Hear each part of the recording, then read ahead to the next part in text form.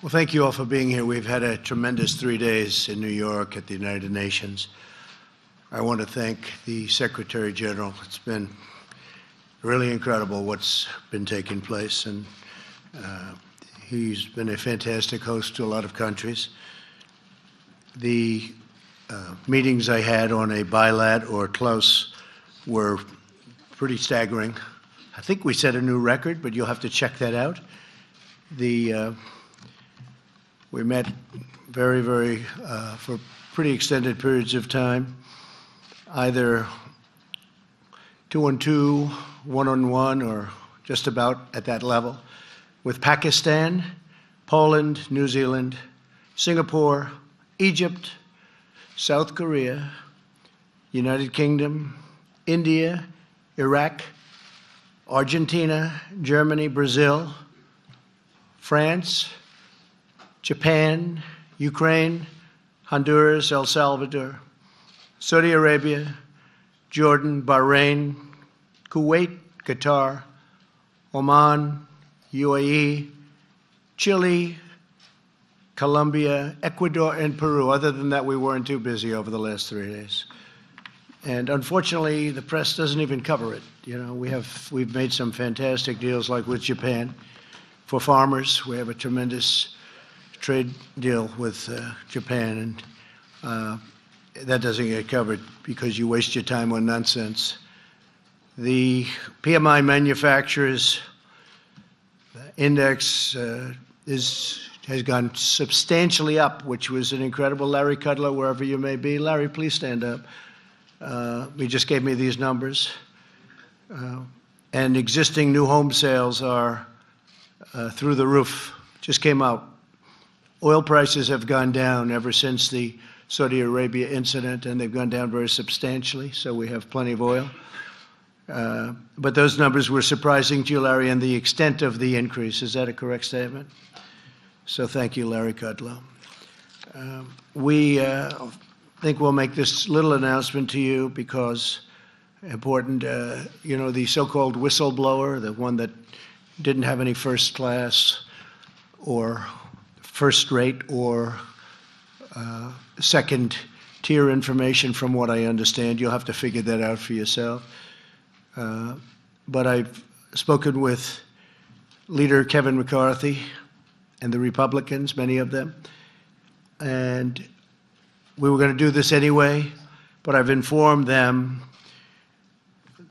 all of the House members, that I fully support transparency on the so-called whistleblower information, even though it was supposedly secondhand information, which is sort of interesting. And other things have come out about the whistleblower that are also maybe even more interesting. But also insist on transparency from Joe Biden and his son Hunter on the millions of dollars that have been quickly and easily taken out of Ukraine and China. Millions of dollars, millions and millions of dollars taken out very rapidly while he was vice president. And I think they should have transparency for that. I've informed the leader about that. And additionally, I demand transparency from Democrats who went to Ukraine and attempted to force the new president, who I met and is an outstanding person, who just met a little while ago. Some of you were there. I think he's going to be outstanding. He got elected on the basis of corruption. He wants to end corruption in Ukraine, and I think that's great. But they went there and they wanted to force the new president to do things that they wanted under the form of political threat. They threatened him if he didn't do things. Now, that's what they're accusing me of, but I didn't do it. I didn't threaten anybody.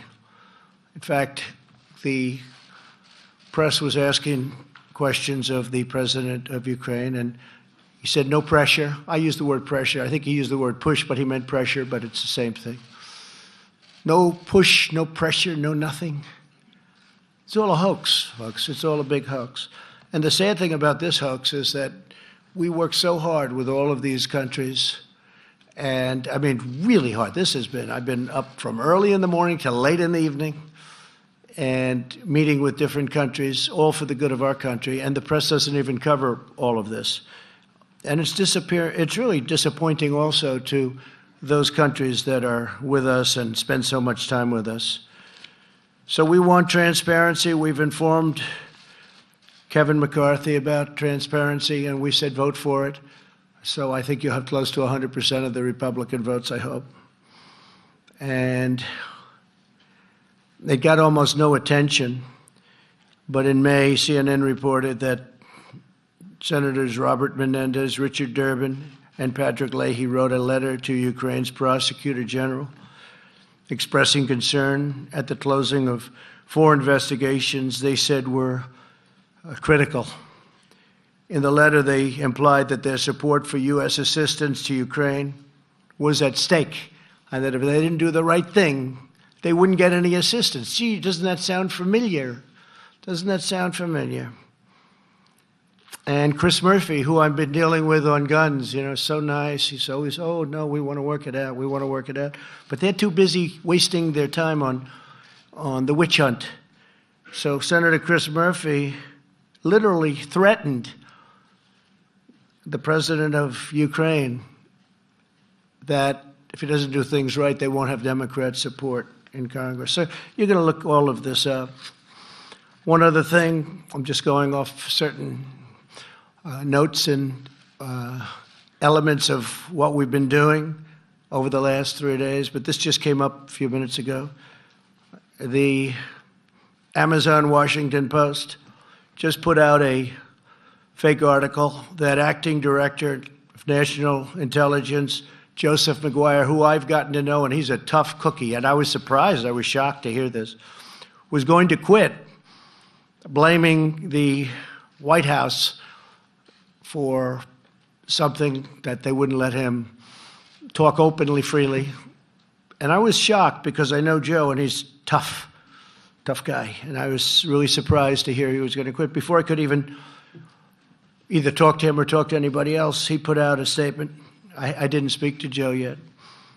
But he said, at no time have I considered resigning my position. In other words, the story in the Washington Post was a fake. At no time have I considered resigning my position since assuming this role on August 16th, 2019. I have never quit anything in my life, and I am not going to start now. I'm committed to leading the intelligence community to address the diverse and complex threats facing our nation. That's from the acting director of national intelligence, a very good man, Joseph Maguire. So we're having a great period of time. Our country is the strongest it's ever been economically. Our numbers are phenomenal. Wilbur, thank you, and Larry, everybody. The numbers are phenomenal. Our economy is the strongest in the world. We're the largest economy in the world. Had my opponent won, we would be second right now because China was catching us so rapidly, we would have been second by this time. And unless somebody does a very poor job as president, we're going to be first for a long way because we've picked up trillions and trillions of dollars in value and worth of our country, and China has lost trillions and trillions of dollars and millions of jobs and their supply chain. And they want to make a deal. This year, America came to the United Nations stronger than we have ever been before. Since my election, the United States has not only brought our economy to a level that we have never seen, the most jobs that we've ever had.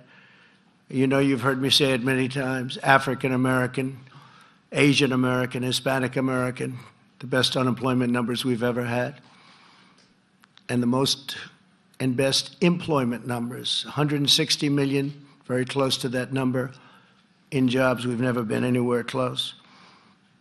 Wages are up, and inequality is down, something that people don't like writing about, but wages are up. I used to speak during the campaign, and I talk about wages where people were making less money 3 years ago than they were making 21 years ago, 22 years ago, and they'd have two jobs and 3 jobs. So when I say 3 years ago, I'm talking into the area sometime prior to the election.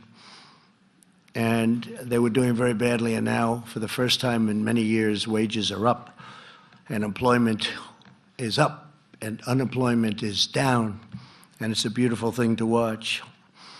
In a week of active and ambitious diplomacy here at the United Nations, America renewed our friendships.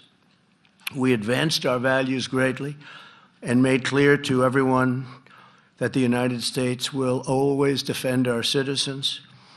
To promote prosperity, I met with Prime Minister Boris Johnson at length of the United Kingdom, continuing our discussions on a magnificent new bilateral trade deal.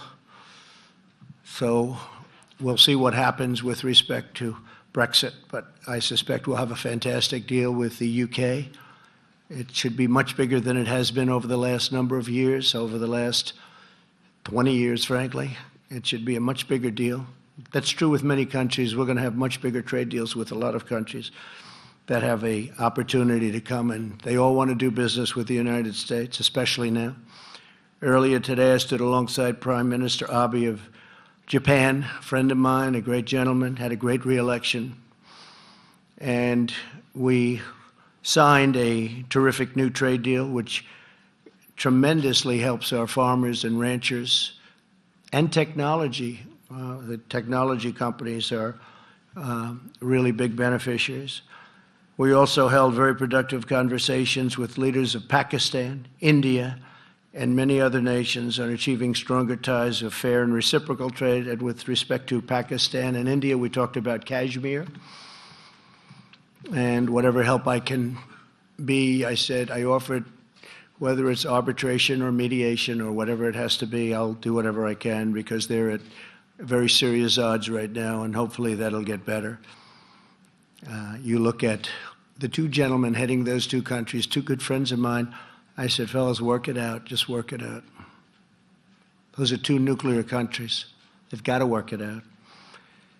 This week, we also made incredible strides on national security. With President Duda of Poland, we signed a joint declaration advancing defense cooperation.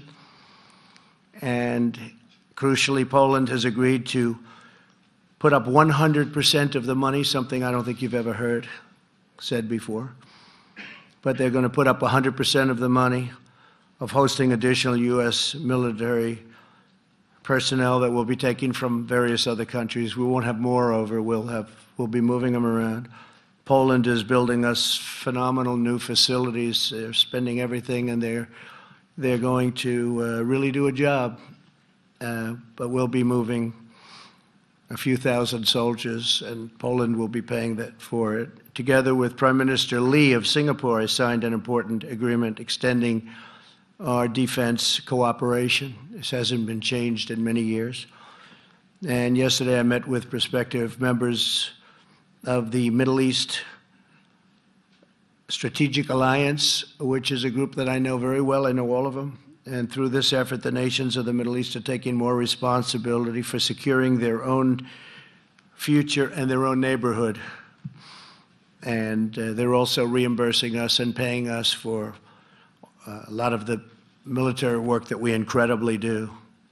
But because we're now independent energy-wise, we're energy independent, we have very few boats going over the Middle East. We used to have them going through the straits all the time. And you probably noticed that every once in a while they go after somebody else's. They haven't gone after ours yet. If they do, they've got big problems.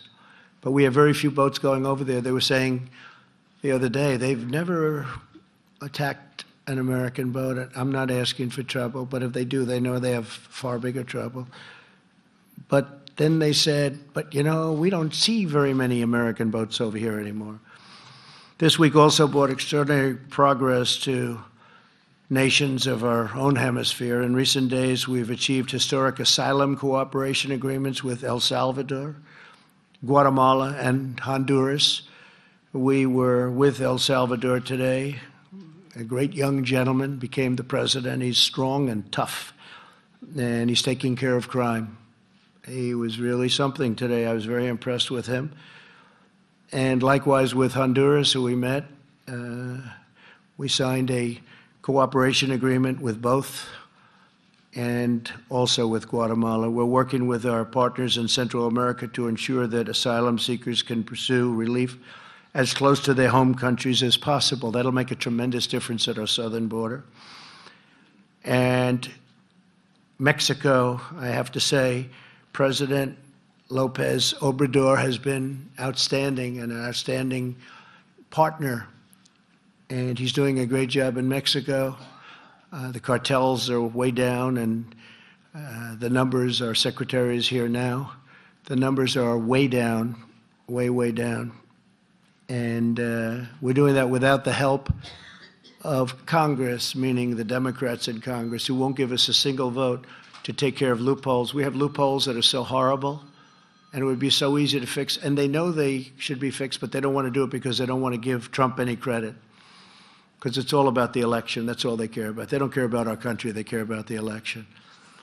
And the sad part is, with all of the tremendous work that we've done this weekend, whether it's Secretary Mnuchin or Secretary Pompeo, who had some outstanding meetings, with all of this tremendous work that we've done, the press doesn't even cover it. And the Democrats did this hoax during the United Nations week. It was perfect. Because this way, it takes away from these tremendous achievements that we're taking care of doing, that we're involved in New York City at the United Nations. So that was all planned, like everything else. It was all planned. And the witch hunt continues. But they're getting hit hard on this witch hunt because when they look at the information, it's a joke. Impeachment for that? When you have a wonderful meeting or you have a wonderful phone conversation, I think you should ask. We actually, that was the second conversation. I think you should ask for the first conversation also. I can't believe they haven't, although I heard there's a rumor out they want the first conversation. It was beautiful. It was just a perfect conversation. But I think you should do that. I think you should do. And I think you should ask for VP Pence's conversation, because he had a couple of conversations also. I could save you a lot of time. They were all perfect. Nothing was mentioned of any import other than congratulations. But the word is that they're going to ask for the first phone conversation. You can have it anytime you need it. And also Mike Pence's conversations, which were, I think, one or two of them. They were perfect. They were all perfect. It's very sad what the Democrats are doing to this country. They're dividing, they're belittling, they're demeaning our country. So many leaders came up to me today and they said, "Sir, what you go through, no president has ever gone through, and it's so bad for your country." People laugh at the stupidity of what they've asked for. And here we could do asylum. We could do all of these different things so easily. We could do asylum quickly. We could do loopholes, get rid of them. Instead, we actually make deals with Mexico and with Guatemala, El Salvador, Honduras. And we're doing it with them instead of with our Congress. But we're doing it. We get it done. The wall is being built, by the way. It got little coverage. I went to the border. It's going up in New Mexico. It's going up in Arizona. It's going up in California, believe it or not. They really wanted that wall in California and San Diego. As soon as it was completed, they said, "We don't want a wall." They were begging me for a wall. I should take it out and move it to another location. We were with the governor, spoke to him a lot, but the governor of Texas, the lieutenant governor of Texas, attorney general of Texas, the senators of Texas, Corn and Ted Cruz. And we're building an incredible wall. It's going to, number one, it's going to look great. It's going to be virtually impossible to cross unless you're one hell of a mountain climber. It's very tough. It's going to be very tough to get people and drugs over those walls because they're the real deal. I went to the Secretary of Homeland Security, and he got all his people together. I said, "Give me 4 walls, your optimum, every single thing included." And they give me 20% less, 20% less, and 20% less, meaning less cost. They came back, they said, "This is the wall, sir. This would be the best. We have the panels on top, which are anti-climb panels. I don't know if you noticed the steel on top. We have a different design for a different area, but this anti-climb is very tough. We had people going out, and real climbers telling us which is the toughest to climb, but these are anti-climb panels. Very tough to get across, and the wall is going up many miles a week. And we hope to have over 400, but maybe as much as 500 miles, which will pretty much do it because you have a lot of natural barriers. You have mountains, you have really rough rivers, you have some really rough land that you can't cross very easily. So they serve as their natural walls. But we will have, we think, over 400, but we could even have 500 miles to combat the malice and corruption of both the Venezuelan and Iranian dictatorships. Today I issued proclamations suspending the entry into the United States of senior regime officials and their families. And further, to promote American values, on Monday I was proud to be the first president in history to host a meeting at the United Nations. I'm so surprised, first president for this. I can't believe that I'm first. I spoke to Franklin Graham about that. I can't believe it.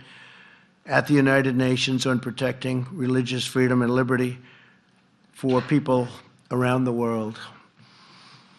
While some partisans and unelected bureaucrats in Washington may choose to fight every day against the interests and beliefs of the American people, my administration is standing up for the American people like no administration has in many, many years. You forgot the American people. You totally forgot the American people. This week, every week, I really can say, of my presidency, we're standing up for American prosperity, American security, and the American way of life. And together with our friends and partners, we're building a more peaceful, prosperous, and promising future. We have a tremendous relationship now with a lot of nations that are very happy with what's going on. And that includes in South America, where they've been so helpful, where nobody thought this would be possible. The relationship with Mexico as an example, or El Salvador, or Honduras, or Guatemala. Nobody even knew about it. Yet we sent them hundreds of millions of dollars. And all we got back was caravans of people pouring in. We had tremendous, it was terrible. And we've got that stopped, and the countries are now helping us. And we stopped those payments, by the way. We don't pay those countries that money anymore. But I will tell you, if they're as good as they seem to be, they're really doing a job on crime and stopping the wrong people from leaving and coming to the United States. We'll be helping them a lot with economic development projects and other things. So with that, we had a tremendous 3 days. It was beautiful to see. Made a lot of new friends. I read you a list of all the countries I saw, pretty much one-on-one.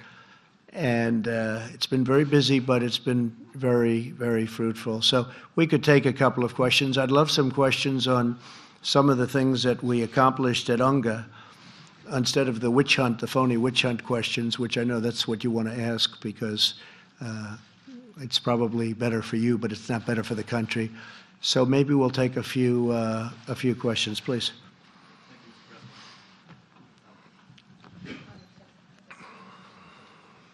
Thank you, Mr. President. You've suggested that you didn't do anything wrong in the course of your conversations with the Ukrainian president. But can you explain to the American people why it is appropriate for an American president to ask a foreign leader for information about a political rival, and what you would have said if you discovered that Barack Obama perhaps had asked a foreign leader for information about you before you campaigned for the presidency? Well, that's what he did, isn't it, really, when you think about it? Look, that whole witch hunt was started, and hopefully that'll all come out. But there have been some fantastic books written that just came out, whether you look at Greg Jarrett or McCarthy's book that just came out recently, and so many other books. I mean, a lot of books are coming out. When you start reading those books, you see what they did to us. What they've done to this country is a disgrace. They've hurt this country very badly, and no other president should have to go through what I've gone through. The new president of Ukraine is looking to stop corruption. There's a lot of corruption going on, and there was corruption. I just told you about senators that threatened him with votes and no money coming into Ukraine if they do things. That's really what people are trying to say that I did, but the only difference is I didn't do it. You take a look at that call. It was perfect. I didn't do it. There was no quid pro quo. But there was with Biden, and there was with these senators. And they threatened. They said, you do this, you do that. We're not going to give you votes. That's the real deal. So we have an honest group of people that have been maligned. And, you know, it's a lot of people say I'll do even better. I'm very happy. Yesterday, I guess we had a 53 poll, and a lot of people say add 10 points to anything. Anybody voting for Trump, you can add, anytime you get a poll, you can add 10 points or 7 points or 6 points, take it any way you want. But I don't know if I consider that to be a compliment, but in one way it is a compliment, and I guess that's what happened in the last election. Far more people came to vote than anybody thought possible. So why should the American people then be comfortable with an American president asking a foreign leader for information about an American citizen? Well, I think you can look at your senators, and you can look at Biden, and you can look at all these other people, but what we're looking for is corruption. An investigation started called the Russian witch hunt, affectionately, and it was a total phony scam. It was set up by people within the government to try and stop somebody from getting elected. And after that person, namely me, won, and convincingly won at 306 to 223 in the Electoral College, which, by the way, when you run a race, if you're running electoral, you know, if you go by the college, Electoral College, that's a much different race than running popular vote. And it's like the 100-yard dash or the mile. You train differently. And I can't help it that my opponent didn't go to Wisconsin and should have gone much more to Michigan and Pennsylvania and other places, but that's the way it is. We won an election convincingly, and then you had the text message on, well, if she doesn't win, we've got an insurance policy. How bad was that? You know, with the insurance policy, that's sort of what has been taking place over the last number of years, the insurance policy. Now, there are a lot of very dishonest people. We're the ones that played it straight. And you know what? The millions of people out there that are looking at what's going on, those people understand it. They see it, and they think it's disgusting. And our people are being hurt, and our country is being hurt. When a Nancy Pelosi allows her position to be taken over by radical far-left socialists, or worse, that's pretty bad. That's pretty bad, especially when the senators and all of these other people have actually done what they're accusing me of doing, which I didn't do. I'm going to have Mike Pompeo say a couple of words. I'm going to have Steve Mnuchin say a couple of words, and then we'll do a couple of more questions. Mr. President, I thought I'd start by talking about Iran. We had a productive week. We saw the Europeans take a position with respect to the attacks that took place in Saudi Arabia, making clear this was Iran, just as President Trump and I had been saying, and have now joined us in saying that the existing JCPOA framework is just not going to work. It's not going to solve the world's problems. It's not going to create Middle East stability. Then we had a good set of meetings with our Middle East allies as well. The President joined for a meeting of the GCC where we talked again about how we can help deter. We want peace. We want a peaceful resolution with the Islamic Republic of Iran. We're hoping we can get that way. In the end, it'll be up to the Iranians to make that decision, or whether they'll choose violence and hate. And as the President said in his speech yesterday to the General Assembly, if their bloodthirst will continue.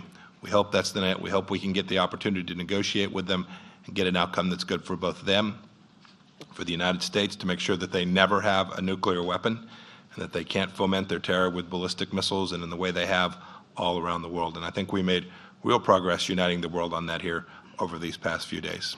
Thank you. Thank you. Secretary Pompeo said on Iran, we had very good discussions with all of our allies about the sanctions program, which is the maximum pressure and unity on the sanctions program. The Europeans made it very clear they would not do anything without our consent. And then on the economic front, we had the entire economic team here for all the meetings. Secretary Ross, Larry Kudlow, Ambassador Lighthizer just left to go back to D.C. He's working hard on trying to get USMCA passed. But we had a lot of productive discussions, the Japanese trade deal, and a lot of discussions on investing in the U.S., more jobs in the U.S., and more trade. Thank you. Okay. Go ahead, please. Thank you. Christina Partsinevelos, Fox Business. I want to focus on markets because I'll leave it to everybody else to talk about impeachment. Markets reacted positively after you spoke about China and that it would happen sooner rather than unexpectedly. Yet you have the foreign minister of China saying that they have no intention of unseating the United States, and yet they're investing heavily in infrastructure and military. Not anymore, maybe. But what is And different maybe they this just say time? that, Christine. What is different this time, though? The fact that you're saying it's progressing. Oh, I just think it's progressing. I think they want to make a deal. They're losing their supply chain. Do you have something specific? Well, I don't want to say that, but I can tell you that these two men, and in this case, more specifically, Steve, we're having some very good conversations. And I guess it's next week that a group is coming in, and the week after. So we have a lot of talks going on, and also by telephone. They want to make a deal, and you know why they want to make a deal? Because they're losing their jobs, and because their supply chain is going to hell, and companies are moving out of China, and they're moving to lots of other places, including the United States, and that's not good.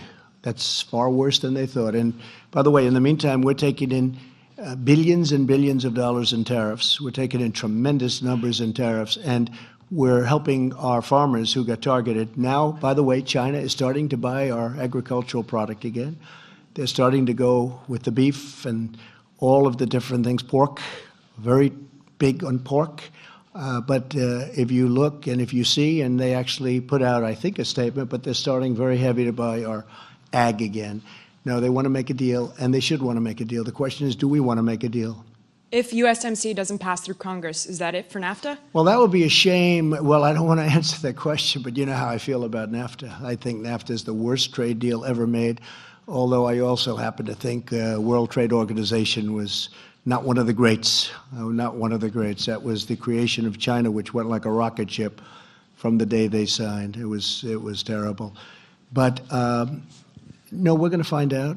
That's going to be a very interesting question with Nancy and Chuck and all of these people focusing on the witch hunt because they can't beat us at the ballot. They can't beat us at the ballots, and they're not going to win the presidential. We're having great polls. We have internal polls that are Ohio, Iowa, Pennsylvania's looking good. North Carolina, we just won 2 races that a lot of people we thought we were going to lose both those races. One was down 17 points 3 weeks before the race, and he ended up winning by a substantial margin, and Dan Bishop. And then we had a second race, as you know, and he was up 1 or 2 points, and he ended up winning by, 25 points or some incredible, I'll ask you folks, because I don't want to be inaccurate, otherwise I'll have a front page story. We have breaking news. Trump exaggerated. But he won by many, many points, and he was leading by maybe 2, maybe 3, but he won by in the 20s. So we're looking great in North Carolina, looking great in Florida. And you had 1 or 2 congressmen, Democrats, saying, listen, we can't beat him at the election, so let's impeach him, right? Didn't you hear Al Green? That's a beauty. He's a real beauty, that guy. But he said very distinctively, it was all over the place. I don't know, they're trying to lose that tape, I guess. But he said, we can't beat him, let's impeach him. That's pretty dangerous stuff. Steve, go ahead. Thank you, sir. You had expressed some concerns about the precedent of releasing the transcript. Yeah, I don't Why like did you it. go ahead and do it? Because I was getting such fake news, and I just thought it would be better. And now they're asking for the first phone conversation, and I'll release that too if it's important to you. But they're asking for, because I had a conversation on a previous election plateau that he had hit. The current president hit a couple of different plateaus, and I spoke to him previous to the call that we released, which was a very innocent call, very, very innocent, very nice call. And as he said, I wasn't pushed, meaning pressured. He wasn't pressured at all. But I don't like the concept of releasing calls, because when a president or a prime minister or a king or a queen calls the United States, you don't like to say, gee, we're going to release your call to the fake news media, and they're going to make you look like a fool. What happens is it's hard to do business that way. You want to have people feel comfortable. So I hated it, but you folks were saying such lies, such horrible things about a call that was so innocent and so nice. In fact, Lindsey Graham said to me when he read it, it was very interesting. He's a good man. He's a smart man. He said, I can't believe it. I never knew you could be this really nice to a person. He said, I cannot believe it. You were so nice. I didn't think you had that in you to be so nice. I was nice. I'm nice to a lot of people. People don't understand that. But I was. But he was shocked that it was such a nice call. And he said, there is nothing here. And all fair people say the same thing. But I don't like the precedent, Steve. I don't like it where you're dealing with heads of state and to think that their call is going to be released. But I felt that, and, we spoke to Ukraine about it. Mike actually called up his counterpart, and we spoke to Ukraine about it because it could have been, if they didn't want us to do it, we would not have done it. But he actually said that was a very innocent call. You can release it all you want. And are you now braced for a long impeachment saga? Well, I thought we won. I thought it was dead. It was dead. The Mueller report, no obstruction, no collusion. You look at all of the things that happened. Corey Lewandowski was fantastic the other day as a person that they have been tormenting. You look at all the people that they've tormented, all the legal fees. People came here with bright eyes. They wanted to make life so great for other people, and they left where they spent hundreds of thousands of dollars in legal fees that they didn't have. And it's a sad thing. What these Democrats have done to ruin lives is so sad. I have seen people with only good intention. They came to Washington because they wanted to make the United States and the world a better place. And they went home, they were dark. They got hit by Mueller subpoenas.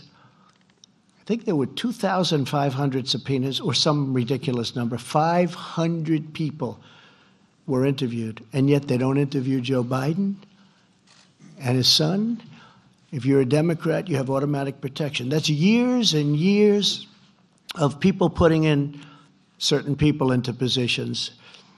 But when you look at all of the trauma that these fakers have caused, and the press, look, much of the press is not only fake, it's corrupt. These stories they write are corrupt. They're so wrong, and they know that. It used to be, I used to get great press until I ran for politics. I mean, I used to be the king of getting good press. I was very good at it, and I got good. I mean, they covered me well for what otherwise I probably wouldn't be here. And once I ran, I said, boy, this is incredible. But if you see the way they treat my family, used to be treated great. My family works so hard. The people that work with me, these people, all of these people, they work so hard. They've done such a good, look, we have the greatest economy we've ever had. We have a military, $2.5 trillion. We've rebuilt our military. You don't hear the vets complaining. We got choice approved. It couldn't be approved. But when you see what happened with the viciousness, and when you see little Adam Schiff go out and lie and stand at the mic, smart guy, by the way, stand at the mic and act like he's so serious. And then he goes into a room with Nadler, and they must laugh their asses off. They must laugh their asses off. But it's so bad for our country. People have said, Rush Limbaugh, great man. Sean Hannity said it. A lot of people have said it.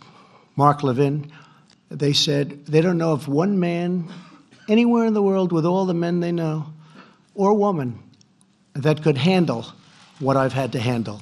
And I think that's true, but I handle it. To me, it's like putting on a suit. All right, how about one more question? Question on the economy. A question on the economy. Go ahead. Go ahead. Hi, Mr. President. VPI-TV from Venezuela, Caracas, Venezuela. Good, wow. Yeah. How are you doing? How are you doing over there? Pretty bad. Yeah, Our situation I would say is pretty bad, yeah. Sad. Yeah, but we are fighting. And it was one of the great countries and one of the richest countries not so long ago, Yeah. 15 years ago. It's incredible. But we are going to make it. Right. I agree with that. And we're helping you. Yeah. We're helping you. Yeah, I know. And thank you. Go ahead. I have two questions to take advantage of this. Maduro traveled to Russia and Diosdado Cabello to North Korea, two of the most antagonist nations in the U.S. interests. What can be done to contain this? What are they looking for in that country? And because the special envoy, Mr. Abrams, said that the Russians are willing to negotiate it. This is one question. And the other, Mr. President, you say that the socialist is one of the biggest challengers. You said yesterday in the United Nations, but the region is far from safe. Maduro is still a dictator, full in power, and in Argentina and Brazil are under threat about the socialists and populists. Are you worried about it? Well, I just say that socialism will never happen in the United States, can't happen in the United States. And Venezuela, unfortunately, I have to use your country as the example of what socialism can do, how it can tear the fabric of a country apart. Because I know a lot about Venezuela. I've had many friends of mine come from Venezuela. They live, many in Miami, a certain section of Miami. I won't mention the name because they'll say I'm thinking about my business, and I'm not. But they are fantastic people, and they like your president. They voted overwhelmingly for me. They like what I'm doing for Venezuela. We have Venezuela very much in our hearts and very much in our sights, and we're watching it very carefully. And you know what I would say? We're giving millions and millions of dollars in aid, not that we want to from the Maduro standpoint, but we have to because on a humanitarian, people are dying. They have no food, they have no water, they have no nothing. They're dying, no medicine. The hospitals are closed or don't even have electricity. It's so sad to see. Let me just say that we have it under control. We're watching it very carefully, and we're going to be very we're watching it very carefully, including other countries that may or may not be playing games. We're watching it very closely. But you know if Russia is talking with USA or Guaido, what can you tell about us? Just put this in the back of your mind. It's all going to be fine. We know everything that you said, and it's all going to be fine. We're very much involved. We very much know what's going on, and we're very much involved. Okay? Thank you all very much. Thank you. Thank you very much.